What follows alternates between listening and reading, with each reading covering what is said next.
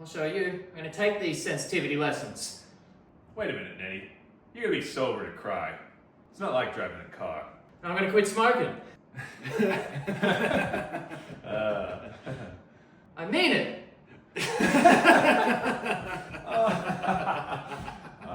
You guys will never see me here ever again.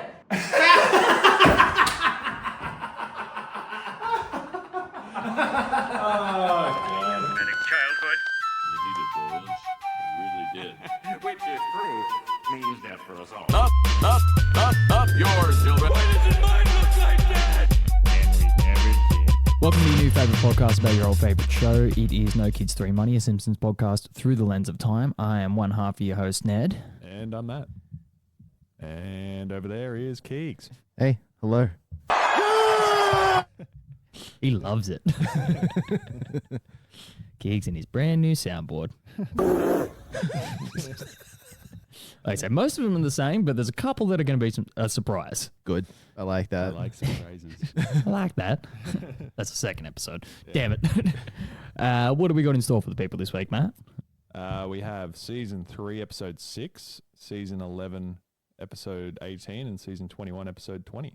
Nearly out of season 21, Yeah, and it's not going to get any better. it might. I mean, wait. Who wants to know? I can't even remember. Hang on. Last week it was okay, Yeah, but then this week it sucked again. yeah. Next week it's all right. Next week it's passable, Yeah, I suppose. yeah. I don't know. We'll see. Oh, Who cares? care about anything. I put it there. I bet the rabbi misses Krusty. He'll be so happy he'll be crying in his beard. Oh, yes, yes. Excuse us, Rabbi Kristofsky? So, what can I do for you, my young friend? We came to talk to you about your son. I have no son! Oh, great. We came all this way and it's the wrong guy. I didn't mean that literally. There. Alrighty, why don't you start us off with season 3, episode whatever the fuck you said. 6? Yep. Yes. Titled Like Father, Like Clown. Synopsis reads, when Krusty comes over to the Simpsons' house for dinner, he reveals to them that he is of Jewish heritage and that his father, Rabbi Kristofsky, kicked him out for pursuing a career in comedy and not a successful career as a rabbi. Krusty starts to fall apart and Bart and Lisa decide to contact the rabbi and convince him to forgive Krusty. The rabbi at first refuses to see Krusty again, but Bart convinces him to do so, and the two reconcile. Jackie Mason voices Rabbi Kristofsky, who became an infrequently recurring character, and his occasional speaking parts were voiced by Castellaneta. Mason later returned to voice the rabbi in Today I'm a Clown in the 15th season, Once Upon a Time in Springfield in the 21st season, and Clown in the Dumps in the 26th season, in which the character dies. Hang on. Season 21. Have we got to that episode yet? Yeah, we must have. I don't know when it was. Just pause for 2 seconds here and have a quick look. But what did you say the name of it was? Once Upon a Time in Springfield. I'm in the wrong. You telling me you're paying attention in the season 21 episodes? I'm going through the episode list now. I'll find it. Well, that would be the point. 10th episode of season 21. So we have seen it. Yeah, 3 months ago. Oh yeah, that's the terrible one where Anne Hathaway was in it. Oh, the singing one. Yeah, that one. Oh, yeah, that sucked. I do not remember his father being in that episode. No. It's probably all just blurred out by the fucking nightmarish quality of the rest of it. Yeah. Alrighty. So, why don't you start us off with your favorite quotes? Quotes? Okay. Yes. What I realized we fucked up last week is we sat there and went through like 3, like one after the other, when we should have been going back and forth. Oh, okay, yeah. Or exchanging quotes. Yes. It's a quote fight you want. War quotes. So my first one's from Homer, and he says, "Boy, you don't have to follow in my footsteps. Don't worry, I don't even like using the bathroom after you." So that was when Krusty's at dinner, right? Yeah. Yeah. So that feeds perfectly into like my first quote, which I've got written down is just before, like when they're all sitting there in the living room waiting for him to arrive, the doorbell rings and it's like fucking like an air horn, and then hey, and you hear Homer go, "You think it's him?" Yeah. Just so fucking dumb. Void of any thoughts Yeah. or like brain cells to communicate with one another. I feel like Homer's, like, some of his best jokes in these earlier seasons are in these episodes kind of thing. Yeah. Like, where he's not really the focal point of the episode and it's just his intelligence is used for comedic effect. Yeah. Like, how fucking dumb can you be? Exactly.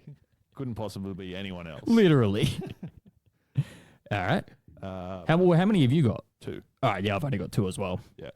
My second one is after, like, the family and Krusty are eating dinner, and then Krusty starts sort of giving, like, some sort of Hebrew prayer, I guess, before they eat, and then just breaks down and cries and is upset that he no longer has a connection with his father.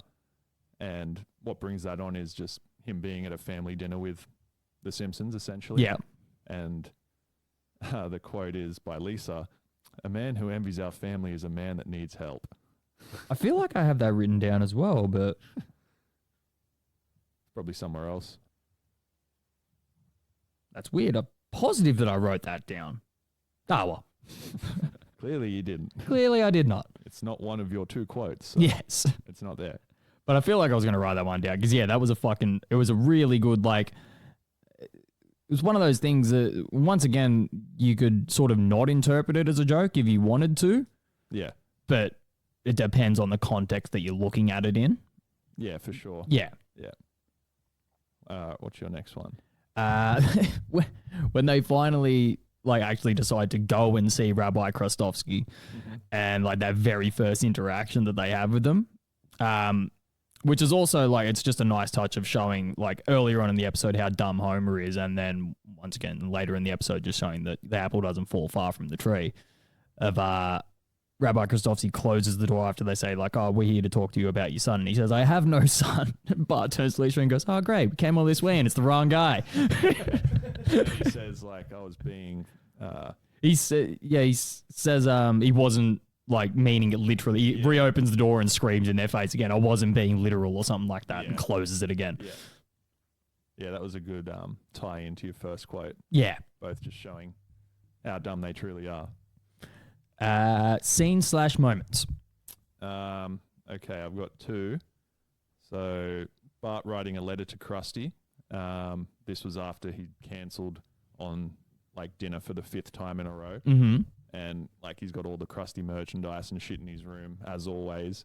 And he's got, like, a personal, like, letterhead on these bits of paper that he has. So he must write a lot of things to people, mainly Krusty. But really puts into perspective the whole "don't meet your heroes" rhetoric. Like, don't put your faith in people that don't put in the same amount of effort as you. And Bart just continually gets knocked back by Krusty. And again, Krusty and Bart's relationship is similar to, like, Burnsy and Homer's, where Krusty continually forgets who Bart is and has to be reminded of all, like, the things that Bart's done for him over the years. Right. Yeah. You. Very true. So I really liked that scene just because it was a good tie into real world as well. I can't. Yeah. Well, I haven't personally had an experience, but like, the expression obviously exists for a reason, kind of thing. I'm sure plenty of people have met their heroes and just been severely disappointed by the person.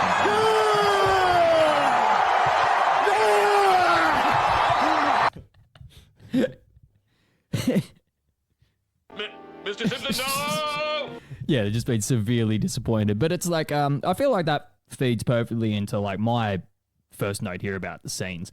The opening scene showing how draining a day-to-day performer's life can become. So, like, there's obviously, like, a big duality to that, like, the whole situation that's going on there of, like, yeah, you know, Bart did a lot of things for Krusty, and, like, obviously Krusty owes him something to a degree, but it's like the life of a day-to-day kids performer would be so fucking, like, would take such a toll on you, especially, like, the second he walks off stage, he's just accosted by some producer, and then his assistant telling him that he's got a billion fucking things to do. Like, I can't think of a worse nightmare than finishing work and having somebody go, "Oh, you've got heaps more work to do." He immediately asked for nicotine gum as well. Legit. Yeah. Which I wonder if that was like a...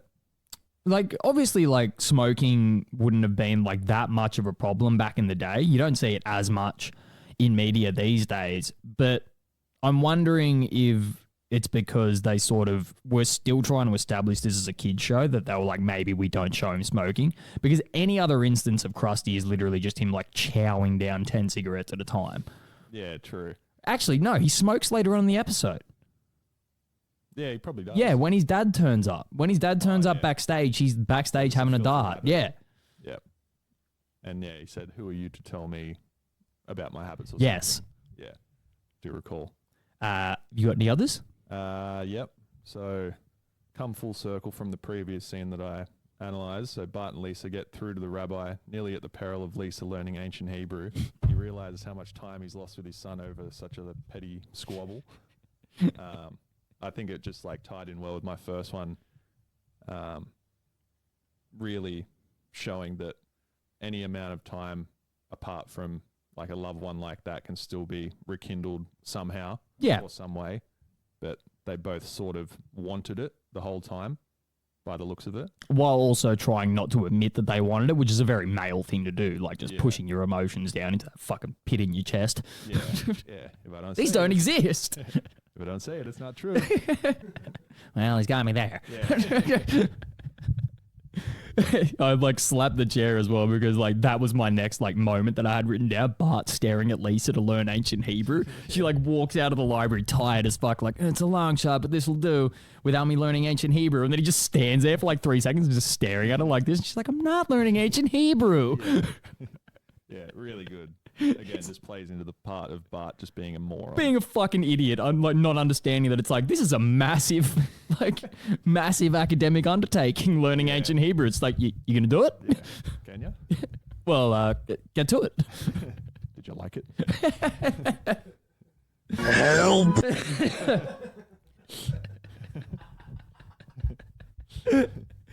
Oh fuck. Well, I don't actually have anything else for the rest of the episode except for my final thoughts. So, have you got cultural references, through lines? I didn't find any running jokes or rule of threes in this one. Yeah, it's sort of hard with it being an early season still. There's nothing that they can really call back to yet. And it being less of a joke-heavy episode. Yeah, yeah. There is a couple of cultural references. So the episode is a homage to the film The Jazz Singer, which came out in 1927. About a son with a strict religious upbringing who defies his father to become an entertainer. Don't act like you've seen that movie. No. I haven't seen it. I've been trying to watch movies, so leave me alone.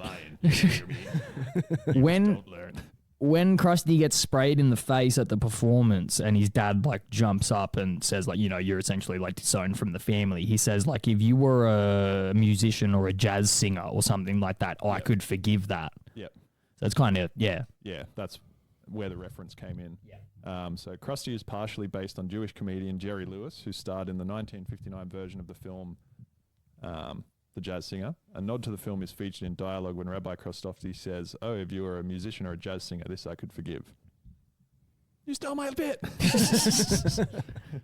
But I haven't seen anything of Jerry Lewis past like Dean Martin and Jerry Lewis, so I don't know what he was like in movies, but Yeah. Too far back for me. yeah.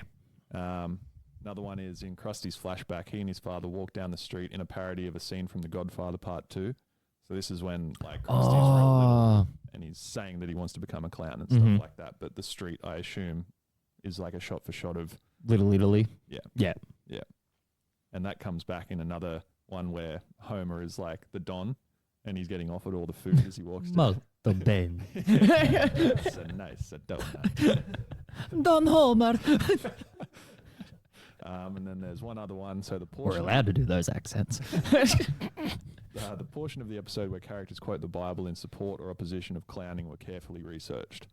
So not like a cultural reference per se, but just very closely like verbatiming the Bible. Yeah, there was actually a lot of work put into that kind. I feel like there was a lot of work put into Bart and Lisa's side of it, as opposed to like there was 2 or 3 times where Rabbi Kosofsky said something, and I'm like, that makes no sense.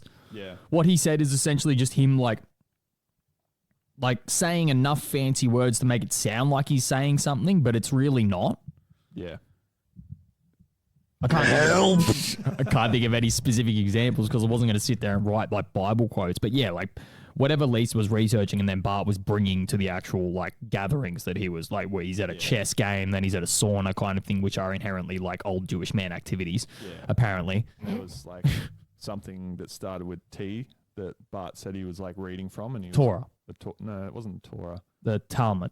Talman, that was it. Yeah. Which I think is just another version of the Torah. Okay. Yeah. Fair enough. And that's what like broke through to Rabbi Krostovsky. Yeah, that's right.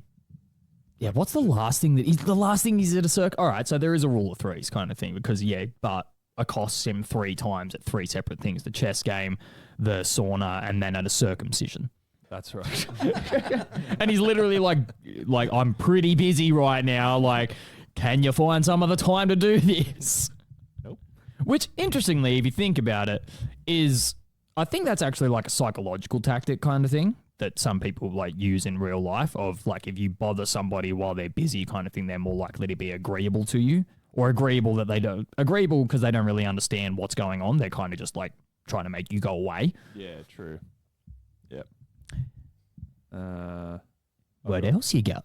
Where'd you go, my little? It is still there. I told you it's still there. I just didn't put the other one on. Okay. I've just got reviews. Oh, yeah, that's right, yeah. Have you only got final thought left? Yes. Yeah. Okay, so the 2 reviews that I got, Alan Seppenwall and Matt Zoller Seitz of the Star Ledger listed Like Father, Like Clown as one of the 10 episodes of The Simpsons that shows the comic and emotional scope of the show. They wrote, most Krusty the Clown episodes go heavy on celebrity cameos while playing up the character's misanthropic greed. This one gave him a heart, as Bart and Lisa try to reunite him with his estranged father, who was never forgiven his son for going into showbiz. DVD Movie Guide's Colin Jacobson wrote that the episode lacks a surfeit of guffaws. Oh, of course it does. Thanks, Colin. But it manages to be sweet and heartfelt without becoming sappy. It's more of a charming show than a laugh fest, but it does the job. Fuck, I can't wait until I meet this guy. You ugly, hate-filled man. What are you Carlin's up to? Colin, you're the worst reviewer I've ever met. Hey, I got it pretty easy.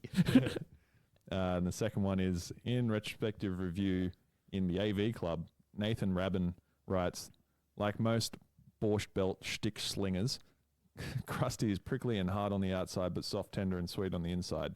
Shtick without sentimentality is like locks without bagels. This is a lot of just Jewish rhetoric. Say shtick again. Cool shtick. It'll be funny. It'll be funny the third time when you say it. Say what weird? Can't say a Jewish idiom without shtick. That's when it'll really have its effect. Like Father, Like Son taps into a side of Krusty we seldom see. A lost little boy who never got over his father's rejection and pines for what he sees as the domestic bliss of The Simpsons. As Lisa says, with just the right note of sad, weary understanding, a man who envies our family is a man who needs help. So, yeah. Kind of picked a good quote to finish out his review there. Yeah. Do you think you're bad? Do you think you're bad?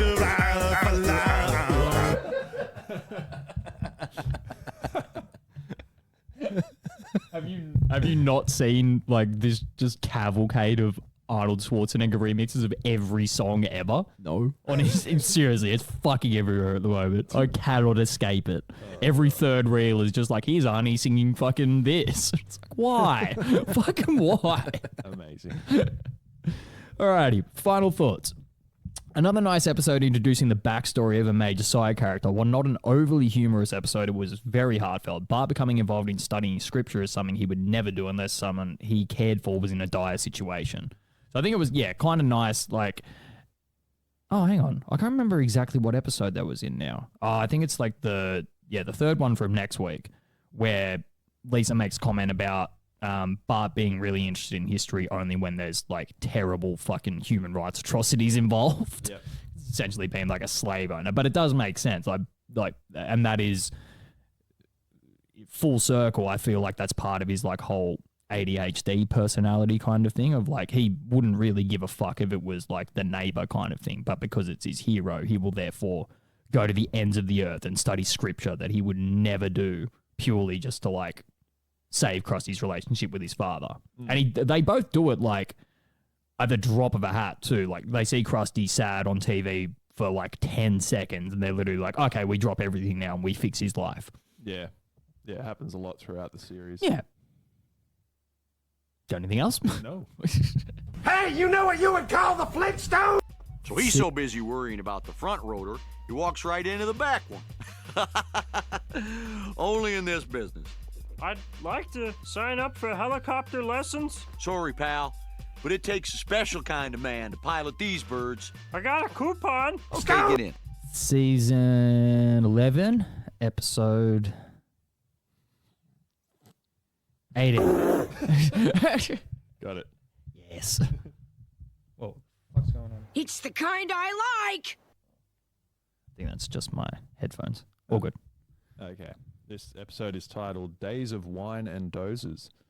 Synopsis reads, Barney realizes how much of a pathetic drunk he is after watching his birthday party video and decides to give up alcohol forever. He learns to fly a helicopter but argues with Homer because they no longer have fun adventures together while drunk. Meanwhile, Bart and Lisa work together to take a memorable photo for a new phone book cover contest. In the forest, they accidentally start a fire and are trapped. Barney and Homer make amends while rescuing them with the helicopter. They sure do. Alrighty. I'll start us off with the quotes for this one. Mm-hmm. I'm sure some of these have got to be similar between us. Probably. Have you got 3? I do. Okay.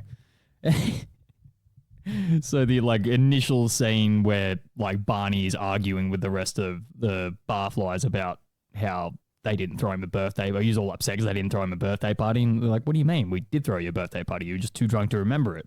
So sort of cuts to Marge trying to say something nice. And then it sort of cuts from there to Barney and Lisa on the couch. Goes to the dog licking itself first. That's right. Yeah. Yeah. I can't remember what Barney says, but Lisa just looks at him and goes, Mr. Gumble, you're upsetting me. And he goes, no, I'm not. And then Barney's like, am I really like that when I'm drunk? And he's like, this is what we call Professor Barney. Professor Barney, yeah. And then it goes to the next stage of being drunk, and Barney's dressed like Marge coming down the stairs. Well, I'm off to market. Homer goes, oh, please, Marge, you're embarrassing. Yeah. Oh, wait, it's just Barney. Falls off the staircase. And do you have it written down, the next thing? Like the alcohol Yeah. soaking into the shirt. Yeah. I don't know, but It's probably, it comes up all the, in my head as soon as somebody spills, any drink ever. It's just precious booze. yeah. My And he's first, growling at the dog. that's right. I think my first quote comes pretty much straight after that. So it's when they're still in the bar and Barney's trying to picture anything coming back to him from that night. Mm-hmm. And he looks down at his arm and he sees a police door handcuffed to his arm. He's like, when did this happen? Oh, that. You've had that for a while. Oh, yeah. I can't picture without it. All right, my next quote is from the later on in the episode when they're trying to get a helicopter to, wait, is it? No, it's not a helicopter. The reason that the fire trucks are all tied up and not able to help the kids with the forest fire is that they're filming a new Burt Reynolds movie or something like that. Yeah. I play Jerry Fireball Mudflap. Yeah. Says something about, I can't remember what. Movie's called Fireball Mudflap. Yeah. Fucking just the worst plot for a movie ever. He just looks at Ken and he goes, it's garbage. Yeah, it's just garbage. Cuts. Yeah. Really good. He's smiling the whole time. Yeah. My next one is when Barney takes the helicopter lessons. So he walks up to the pilot who's standing there talking to Arnie Pie. And then Barney says, I'd like to learn how to fly a helicopter. He's like, oh, you got to have years of training to fly this bad boy. He's like, oh, but I got a coupon. Ooh, a coupon. Hop in. Yeah. And then as they're sort of getting level and stuff like that, the guy's about to relinquish controls to Barney. And he's like, all right, you got to take control. And he's like, oh, what, me? He's like, yeah, sure. Just one sec. Testing black box 1, 2. Screaming into it. Knows he's about to die. Yeah. And 5 seconds later, he's just like, how am I doing? He's like, yeah, you're doing good. And I'll just take us out of this tailspin here. Fucking hurtling towards the ground. Yeah.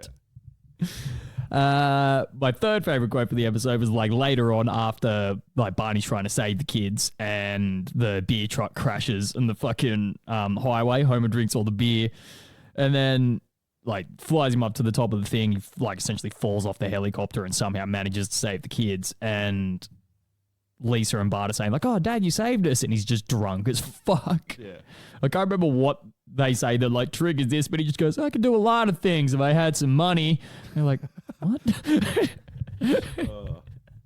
My last quote came like in the scene where the beer truck falls over and the 6-pack goes towards Barney, and he's like, "I need alcohol to come good," and Homer takes the beer off him and sculls it, and then cracks the other 5 and sculls it again, and then Homer's like having a normal conversation, then mid-combo just starts slurring his words, and then Barney's like, "You brave man, you took 6 silver bullets for me." Yeah, then doesn't he like get angry at him for something? He's just like, "You stay away from my wife," and then just fucking passes out on the fucking windshield. Yeah, that's all I got. All right, scene/moments. I've only got one, and it's only just like one very small moment. It's Marge just not caring about Homer being upset. Yeah, okay.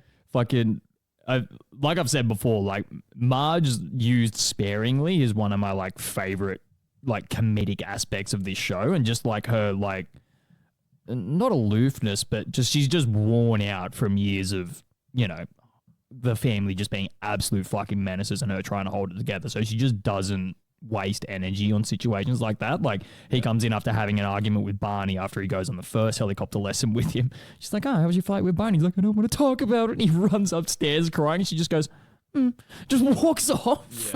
Yeah. Just doesn't give a fuck. No, well, whatever. Yeah. Seen it too many times. Yeah. My scene is also a Marge-related scene. So Marge saying something completely out of character when she wins the phone book contest prize. So she calls calls out to the kids saying, "Hey kids, quick, your picture's on the cover of the phone book." And they're like, come running down, and it's like Bart and Lisa as babies sitting on the toilet. And then they're like, "Oh, Mom." And they go, "Oh, well, at least you won the bike." And she's like, "I gave my prize to the orphanage." "Oh, Mom, how could you?" "Relax, I'd never do that." Yeah. I remember hearing that, and I was like, what the fuck? Yeah. And I just wrote, Marge is never usually the one to throw out dark humor like that, so that's why it stood out to me. Yeah. Yeah. Running jokes/rule of threes. The only one that I've got is them laughing harder and harder at Barney as he tries to turn his life around in a matter of seconds. He starts like walking out the door of the bar and like says something to the effect of, "I'm going to take these helicopter lessons," and they laugh at him. He's like, "And I'm going to quit drinking," and they laugh at him harder. And he's like, "Why are you guys laughing? I'm being serious." And they just start pissing themselves laughing. Yeah. It's fucking like, it's one of those things that's like, it seems like it is a very dark joke, but it's like almost covered kind of thing. You need to actually like sort of look at it from if you're looking at it from the perspective of Barney, it's fucked. Essentially saying like, "I have serious problems and I need to do things to fix my life." Yeah. And they're just like, "Ah!" Yeah. Finally trying to help himself. Yeah. And don't they go to like AAA first instead of AA? Yeah, that's right. Homer takes him to AAA. He says something about like, "Oh, I've got a drinking problem." He's like, "Oh, pally, you want AA? You want A? This is AAA." Yeah. And then Homer says something about he's planning a trip to St. Louis, and the guy goes, "East St. Louis? Is there any other St. Louis?" Yeah. I've only got one thing for like recurring gags, but not so much recurring, but the tiki that Homer finds that is being thrown out from the restaurant at the start of the episode ends up being Simpsons Hit and Run. And in their like attic, I think a couple of times as well. There's a lot of like items like that, like the Aztec head from a couple of weeks ago. Like there's certain visual like gags that will just like pop up in later seasons when they're like, "Oh, I need to go and find this," and they're either in the basement or the attic, and they're, you know, looking through all of that shit.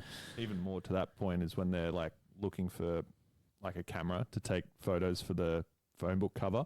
They would go into that closet and there's like a Mr. Plow jacket. Oh yeah. The Grammy, a couple other things spread out in there too. Yeah, just that like closet that's never existed before but now does. In like heaps of different things. Yeah. It's usually a coat closet or something. I've only got one through line, and I suppose it's the fact that you just say that this episode and the last episode were about side characters. Yeah. Yeah. Yeah. Makes sense.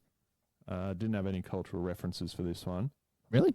Oh, no, that makes sense because it is kind of like a standalone story. Yeah. It's weird how you can kind of tell Yeah. straight away. Like, you'd be watching an episode and you'd be like, this is going to be full of references, or like, this is going to have nothing in it. Yeah. Like, there's no, like, dream sequences or anything like that that would parody something. Well, not even that. It's just the fact that, like, and I'm sure that there possibly is a storyline in some media somewhere that, like, relates to this, but Yeah. obviously nothing A lot was. of people's lives could relate to that. Yeah, nothing was close enough that they could actually put a fucking label on it. Yeah. I guess the only actual cultural reference is just the Burt Reynolds joke. Yeah. That's it. And him making shitty movies, or Yeah. okay, Yeah. Fair. It's garbage. Yeah. Pure trash. I've got 2 reviews. This one's by our good mate Colin Jacobson. He's commented that the episode manages some good bits, but not enough to make it a quality program. He also wrote that if you thought that Alone Again Natural Diddley would be season 11's sole episode that features a big change for a secondary character, you thought wrong. No, Barney's sobriety isn't as major an event as Maud's demise, but it actually has a bigger impact on the series. After all, Maud was a tertiary role. Her disappearance affects secondary personality Ned, but she didn't disappear all that much, so she didn't really go missed. Making Barney sober affects the series on a much more consistent basis, though probably not in a good way. After all, most of Barney's appeal came from his drunken idiocy, so he loses his natural kick when he goes on the wagon. is this guy ever fucking happy? Only in season 21. Like, fuck, man, how miserable does your life have to be? Are you ready to laugh? No. Fucking hell, man! Like, just fucking enjoy it one time. It's the kind I like. And the other one is IGN staff members stated in 2006 that Barney has been a dependable source of humour through his many drunken asides, burps included. Occasionally he's sobered up, but let's face it, for comedy's sake, The Simpsons is better off with a drunken Barney mouthing off at Moe's. Yeah, that's the thing that annoyed me the most about that first review. It's the fact that he's like, oh, this is such a significant change. And it's like, and they revert it like a couple of episodes later. Why are you acting like this has completely subverted his character forever? Yeah. They did it for one episode to make a fucking story. Yeah. Then they make him a drunk again whenever they feel like it. They did it at the end of the episode where Barney's addicted to coffee, but it's at Moe's. Yes. And Moe's infiltrated it with booze again. I was about to say, so it's either implied that he has now just replaced his addiction with another one, or the fact that he's being secretly fed booze and that's why he loves coffee now. Yeah. Yeah. Exactly. Fucking, what a dumb cunt. Fuck you, Colin. Fuck off. Shit down his throat. What's this one do? Give him the Flintstones phone. Hey! I say, Carruthers, you know what's very, very funny? A man dressed in women's clothing. Yes, quite. That made me laugh. Yes. That's Colin. I was about to say, that's him at the end of every episode. I see, Colin Jacobson. You know what's very, very not funny?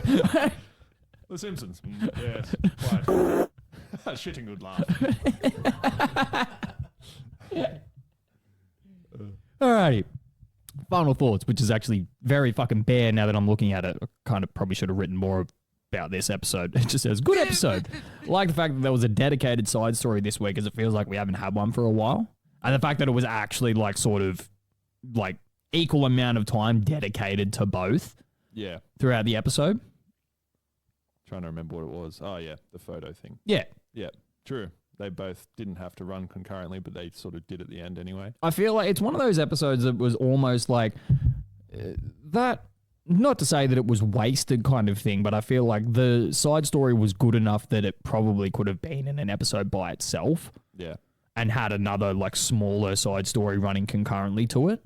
Yeah, a lot of the like really good episodes are focused on the family going out to a mountain or a hike of some sort. Like the ones that come to mind are when Homer and the rest of the power plant go to that mountain and have to race to this particular spot to keep their jobs.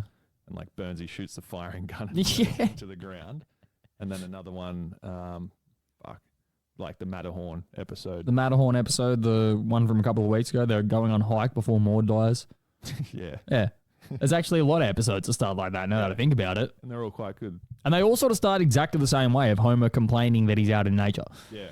I think one of the first, like, I remember in season 1, like, when they get trapped out there, like Homer drives out there for whatever reason and the car goes off a cliff and then they get stuck there. Oh, yeah. They've got to, like, catch their own food and shit. That's right. Feels like a fucking lifetime ago now. One of the best visual fucking gags of all time when they're trying to catch the rabbit and he bends the tree down and just fucking catapults the rabbit across the forest. Yeah. Yeah. Fucking perfect. All right, you got anything else? No. All righty. But I feel a little like I'm the Tom Voyer to these Huckleberry sinners. Or you could correct the behavior yourself with our Nagasonic speakers. Oi, snogging people. What the hell was that? Tongues where I can see them, please. I ain't letting you touch me with somebody watching. Come on, baby, it's just a voice. Don't push it, Kearney. I'm Jimbo. Oh, great. Make me look easy in front of the voice. But you are easy. Don't be ashamed of what you are. Hey! Season 21, episode 20. Hey! Catfish. Are there any buttons you haven't pressed yet? Yeah, I got one. Cool. All right. Yeah, got one. Got one. Okay. This episode is titled... No, you have pressed that. No, this one. I haven't pressed this one yet. Oh, but that's your favorite. Hey, what are you doing? You're not a pilot. I know every pilot in the world. Hell yeah. So, titled To Surveil with Love. Trying to burp. It's not coming. My ass. Synopsis reads, Smithers hides plutonium in Homer's gym bag when the plant needs to get rid of its nuclear waste. When Homer forgets it's at a train station, a bomb squad blows it up, and the town installs surveillance cameras to prevent possible terrorism. When the police tire of watching the footage from the cameras, Ned is hired, and he enjoys enforcing his values on others. Bart finds a blind spot in the camera network in the backyard, so the townsfolk pay Homer to do their misdeeds there. When Ned finds out, Homer says Ned was playing God. He apologizes, and the town takes down the cameras. Meanwhile, people assume Lisa is not intelligent because she has blonde hair. She dyes her hair brown when she purposely gives a weak argument at a debate competition and wins anyway. She accuses the judges of prejudice over her hair color and tells the audience not to stereotype people. I completely forgot that there was a side story in this episode. Yeah. I hadn't, as soon as you started saying, and Lisa, and I was like, what about Lisa? I was like, what the fuck do you mean? Yeah. There you go. Yeah, this one sucked. Yeah. I mean, it wasn't as bad as some of the other ones, but it just wasn't good. And it made next week's look better by comparison, I would say, which also wasn't very good. Yeah. True. But I did write a lot more for the next week's episode, so I suppose you could say that it's better because it just purely was more content to actually take from. Yeah. I've only got one quote for this. Pretty sure it's the same one I've got. Was it the darkest fuck one at the end? Nah. Okay. So this is Homer to Bart. What you doing, boy? Experimenting with my butt. My little Einstein. Oh, yeah, that's right. Yeah, when he finds the blind spot, which is like, it's a good joke, but it's ruined by it.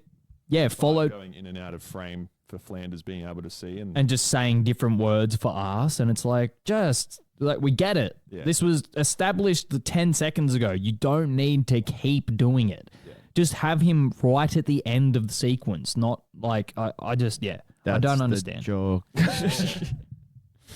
All right, but my only quote that I've written down for the episode was, it's one of these like, and I feel like this is the problem with season 20 any of these later seasons, is they just try and rely, and I've spoken about it before, they try and rely way too much on like excessively dark humor, which they're not really known for, kind of thing, because they're obviously surrounded by a lot of things that were succeeding in dark humor around this point in time.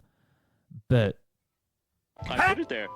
They've just like reverted a bunch of characters into just, like being comedic effect in the wrong way. It just doesn't fit for The Simpsons. So Brandine is standing there, Cletus's wife, obviously in like the blind spot in the backyard, drinking out of a jug that's got like 4 X's in it and smoking.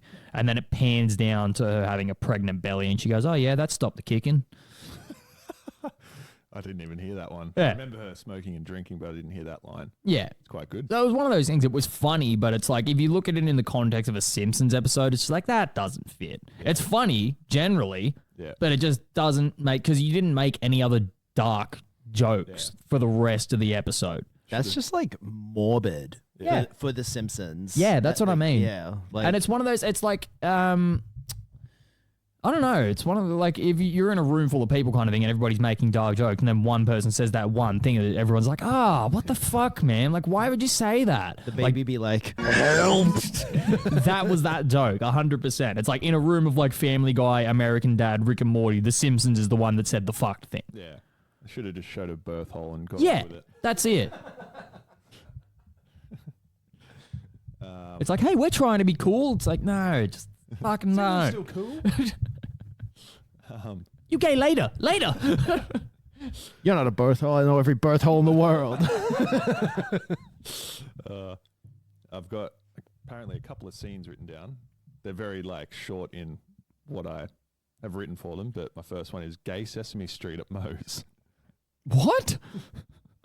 Yeah, I can't remember exactly what it was, but I remember there was like a sort of black and white, either flashback or what Moe's is now because the town's fully under surveillance, like they can't drink anywhere. Oh, yeah, that's and there right. might be like a news report on it or something, and it's just like Bert and Ernie, like clearly standing there gay, talking to each other. It's when Marge and Ned are like they're in the like the surveillance room and Maggie's there with her. Yep. And Marge says something to the effect of like, Maggie thinks she's watching Sesame Street, but that's actually a gay bar. That's right, yeah. And then, yeah, you go. Well, I've only got one, and it's literally just one singular moment. It says sign gag. Tonight, discuss terrorism threat. Tomorrow night, regret the actions taken last night. That's fair. Yeah, the sign gags are like have always been good. Yeah, they stay good. Yeah.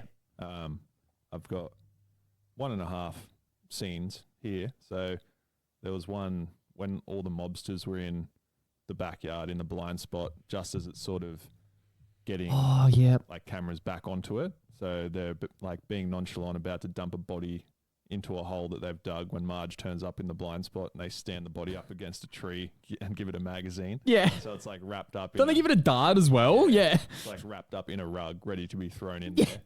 Thought that was quite good. And then It's so blatantly a body in a sack. yeah, and they've used that. What do you got there? Beanie Baby? Yeah, they've used that gag a bunch of times. Yeah. It still works. And then the other one is that one fucking awful scene that was at the start, middle, and end of the episode. Just the whole thing. Oh, right. Well, hang on. We completely forgot to mention the fucking opening for the episode as well. Yeah. I'm sure you've seen this one. This is the episode that opens with TikTok by Kesha. Yeah. Oh my god. Yeah. Horrendous. Yeah. I think I commented on, I liked that they did the opening sequence like in a different way, but the song choice and why they chose to do it like that. Visually, it was very well done, but it's like everything happening outside of that was just nails on a fucking chalkboard. Yeah. It's God, even at the time it was made, it was fucking dated. And the fact that it, like, we had to see that right now while P. Diddy is going through like some heinous shit. What did I say to you yesterday? Have you seen that fucking article from Kid Cudi? Apparently, P. Diddy broke into Kid Cudi's house and opened his family's Christmas presents. That's how crazy this guy is. I'm out of my mind. Bro, it's like cartoon villain shit. Legit. Yeah. Fucking hell. It's fucking hilarious. Oh, fuck. Have you got any more scenes? Nah, I've got a couple of through lines. I've got one through line, and it's like essentially just to correct myself and, well, in quotation marks, if you could say that this episode is a Flanders episode, which I suppose you can because it focuses on him the most out of everybody, and he's the only one that actually has like an arc in the episode, if you get, I suppose, because he becomes like overbearing and then realizes that he was overbearing. So all three of the episodes were about side characters. Yeah, that makes sense. The through line straight from the end of the season 11 episode where they're like all at Moe's, basically the whole episode. Yeah. The episode starts with all of them at Moe's, like the same people, like Barney, Lenny, Carl. That's Homer. right. And then also a through line to the season 3 episode, technically, Duffman also comes into the bar in that same opening scene and says that he's having a dinner date with his estranged daughter. Does he? Yeah. Wait, he comes in the season 3 episode? Duffman doesn't, but just the connection between estranged family members. Oh, right. Yeah, I didn't even pick that up. Yeah. Then there was a real life through line. I was listening to Hamish and Andy on Friday morning on my way to work, and they were saying it was like ring in with like your $1 million ideas, and they've done this segment in the past where a dude they used to have on came up with a few things that are actually real things now. Like it was one of them was like hire a mate for a job or something, and that's now Airtasker. Like he had the exact same sort of plot thing. And another thing was being able to take bets on the weather. And during this episode, they are taking bets on the weather. They do. So I thought that was pretty cool. And then there was another reference to Simpsons Hit and Run. I sort of compared it in a way of like the whole town being under surveillance, similar to the Simpsons Hit and Run, where you've got to break all the WASP cameras. Yeah. Didn't think about that. Yeah. So it had a few like cool little Easter eggs, I guess. Yeah. I mean, some of them are reaches, but yeah. Got to fucking... That's what we're built on. You can't even take what you're given. You got to give them something to take. Give what you're given. Yeah. Just like IGN's probably giving this episode a 9. Yeah, well, speaking of which, let's hear some reviews. Okay. How many 8s did Colin give this one? Colin didn't review this one, weirdly enough. But there is a new person. He's too busy jacking off over it. I got 3 reviews. So it started with the episode was met with highly positive reviews. Robert Canning of IGN gave the episode 8 out of 10 and remarked that overall it was a fun episode, hurt only by the uninteresting filler of Lisa dealing with blonde stereotypes. So only hurt by half the episode. Yeah. What the fuck are you talking about, Colin? But even Lisa dealing with blonde stereotypes, but even that delivered its share of memorable quotes. If the past few episodes are any indication, I literally forgot that Lisa was a part of the episode, you fuckwit. In the past few episodes, if the past few episodes are any indication, this season may go out on a very high note. Oh, no, it doesn't. Then we've got all reliable Emily Vanderwerf of the AV Club gave the episode an A- and said, I thought this was a strong episode of The Simpsons. I laughed frequently throughout. I thought both of the major storylines mostly made sense and concluded well, and I enjoyed some of the ways the episode turned satire on its ear. I think your journalism degree should be revoked. I particularly liked the idea of Lisa conforming by becoming a brunette after everyone made fun of her for being a blonde. Dumb blonde jokes. Hey, what are you doing? You're not a pilot. I know every pilot in the world. Dumb blonde jokes are as old as time itself, but the way the episode turned the whole thing into a sly parody of diversity and conformity was winning. This is so fucking dumb. I like how highly they rate these things and then go on to say how shitty parts of it were. Both of them, both of them gave a high fucking rating and then said that the first guy said that the Lisa part sucked, but this episode was good. And the next person said this episode was good, but this was also good. Like, what? Yeah. And then we've got...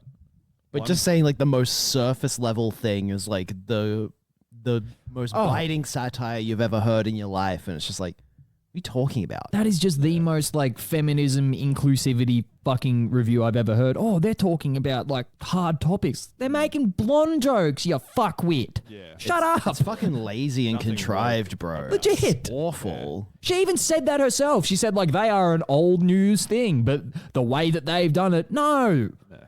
No. The way they did it was... And then the last review comes from Shannon Knoll's mum, Sharon Knoll, of TV Squad. Stated, from the inspired TikTok musical opening sequence to the last gag, Help! To Surveil with Love ranks as one of the best Simpsons episodes in years. I never expected the rest of the episode to live up to that killer opening, but unbelievably it just got better as it went along. What? Ah. No. I feel like nothing. Carruthers. Play that button. Which one? Bottom right. Hey! I say, Carruthers, you know what's very, very funny? A man dressed in women's clothing. Like yes, honey. Quite. Ripping good love. Yes. This would have been a better review. Yeah. That. Just press that soundbite. 100%. More intelligent thought. What what? You come, like, when we're, like, going through these reviews as well, it's either you get, like, the real fart smeller ones where it's like, there wasn't enough verisimilitude in this episode, or it's just like, oh, this episode was bad, 9 out of 10. Yeah. Like, I don't understand. I've seen episodes suck before. 9 out of 10. Yeah. It's like, oh, this episode was good except for half of it. Yeah. The Simpsons killed my father. Eric. My mother. 9 out of 10. Tom Tucker comes in with a sign, I'm a rapist. Hey, screw up. Any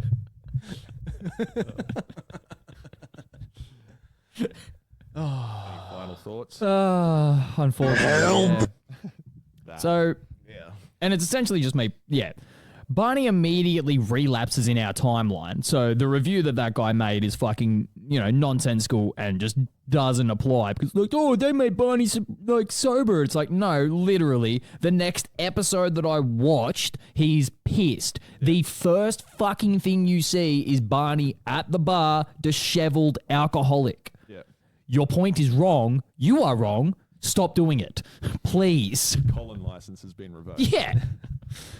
Who's this random girl they just created for the purpose of making Lisa seem dumb? She's literally never used again. I don't even know if she has a name. Nope. They're just like, oh, random brunette girl that is apparently smarter than Lisa or is intelligent enough to like make her insecure about her hair color. Like, what? Why? Isn't it like incredible biting satire? Oh, it's fucking great. Turned it on its ear for sure. Really turned a mirror on society with that one, guys. Take a look at yourselves. Fuck off. Blonde people joke. And then the last joke. The whole thing play out.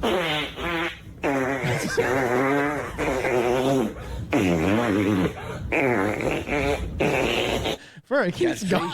Could have just played that for 20 minutes and it would have been a better product. Yeah. And the last joke of the episode, they call the now king. Eric.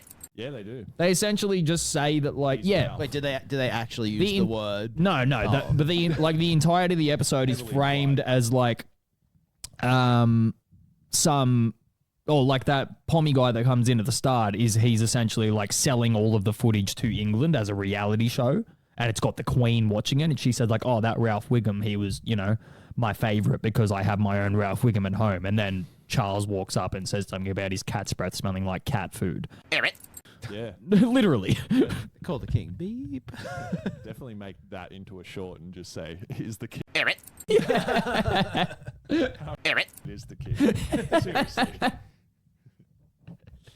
Be huge in Ireland. Oh, yeah. Alrighty.